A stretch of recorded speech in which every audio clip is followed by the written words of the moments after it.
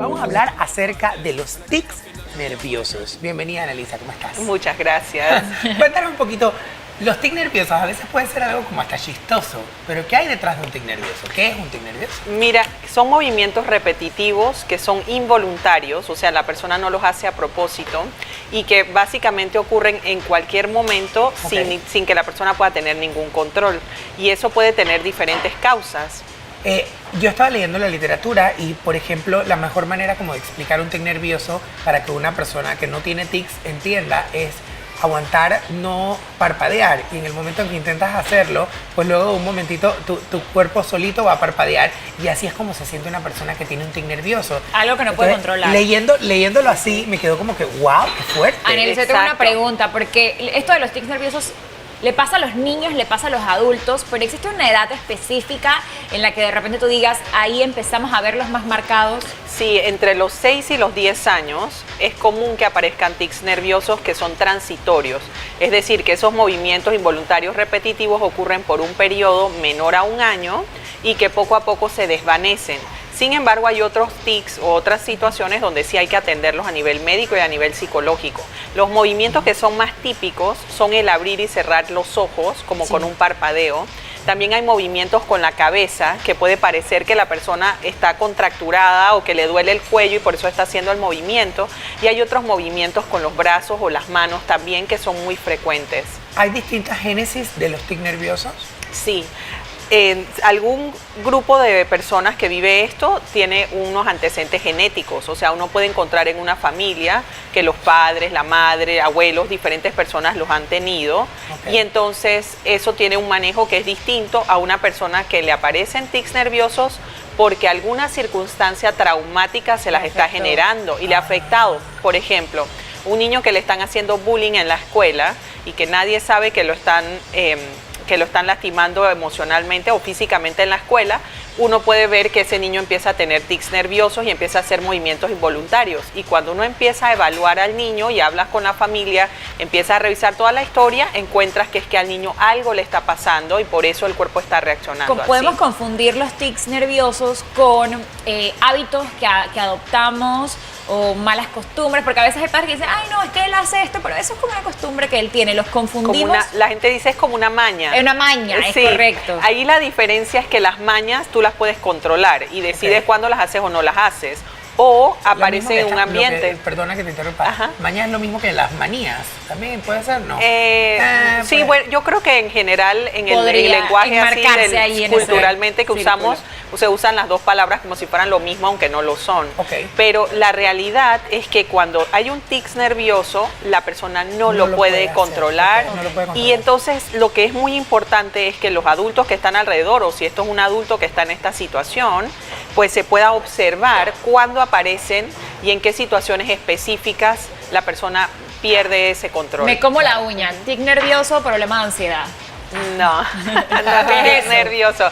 No es un tic nervioso porque tú puedes decidir, aunque tengas ganas de comerte las uñas en este momento, entonces tú puedes decidir no hacerlo en este momento, sino después, más tarde. Más tarde me como las uñas. En cambio, cuando es un tic, la persona simplemente ocurre. La persona no lo puede controlar. No tiene poder sobre lo que ocurre. Danos ejemplos, por ejemplo, prácticos que son, porque entiendo que hay unos que, como bien decía, son de un tema genético, otros de un tema de algún trauma, pero por ejemplo, de repente un tic nervioso que pueda resultar de repente en un problema que haya en el sistema neurológico. Exactamente. Por eso es que es importante acudir a los médicos, a los neurólogos pediatras, al psicólogo para evaluar, para determinar cuál es la causa que está generando ese tics y entonces según eso se define qué hay que hacer, porque algunas personas o algunos niños necesitan ser medicados, otros no, otros están en se les descubre una condición por el tic. Exactamente, y a veces hay problemas más complejos. Por ejemplo, hay un trastorno que se llama la Tourette, que es uno donde los tics que aparecen son verbales, son con sonidos y son con palabras sucias. Son palabras sucias. Exacto, y la persona no puede parar de decir las palabras sucias, y la realidad es que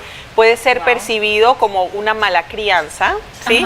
Como, bueno, esta persona ahora con esta... ¿Qué pasa con este niño? Exactamente, pero... En su recto. Exacto, pero está pasando algo en el cerebro y entonces ese niño tiene que ser atendido médicamente y tomar un medicamento y con el medicamento lo pueden ayudar. Ahora que mencionas eso, niños que tienen estos problemas de déficit de atención, ¿ocurren más los tics con ellos o no?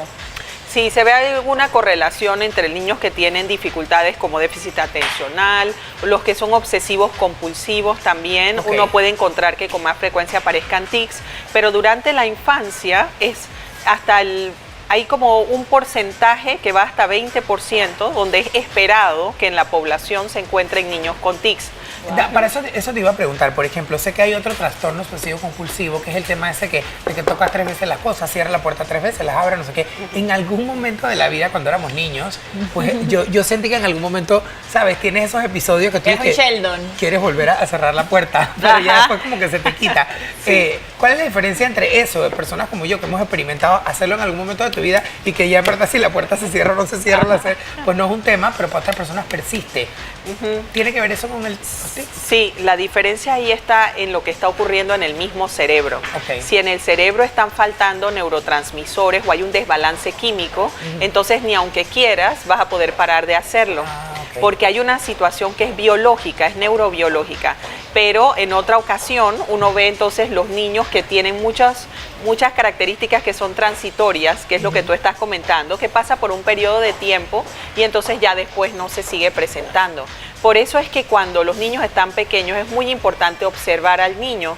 También puedes ver, por ejemplo, cuando el niño se siente muy angustiado, muy ansioso, es cuando aparecen los tics, o cuando está demasiado emocionado, demasiado feliz, entonces aparecen los tics. Tienen escala de avance, de afectación, no sé, es una escala de que, mira, le empezó de una forma sencilla y ahora ha sido más agresivo, lo está afectando más, ¿tienen alguna escala?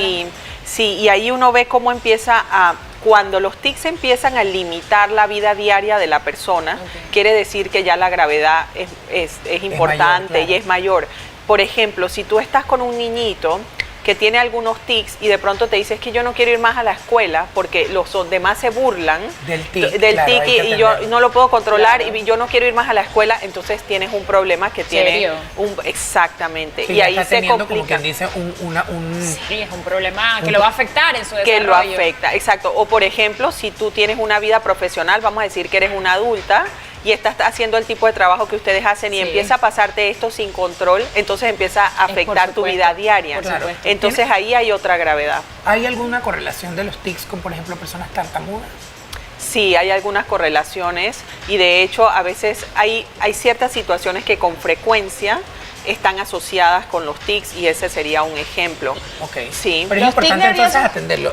Perdón, es importante entonces atenderlo porque, como te decía Es al principio, a veces nos parece hasta gracioso. Entonces como que, ay, es que él hace eso, que gracioso, y eso podría desencadenar en otra cosa. Sí, sobre todo porque si no revisas la causa, entonces puede ser que esté ocurriendo algo grave en el cerebro y que nadie se está dando cuenta por pensar que es como una gracia o una malcriadez del niño. Exacto. Tratamientos, la gente que de repente nos está viendo en casa y dice, tengo mi hijo que tiene un problema, un tic nervioso, ¿existen tratamientos? ¿Se puede mejorar? Sí, sí se puede mejorar.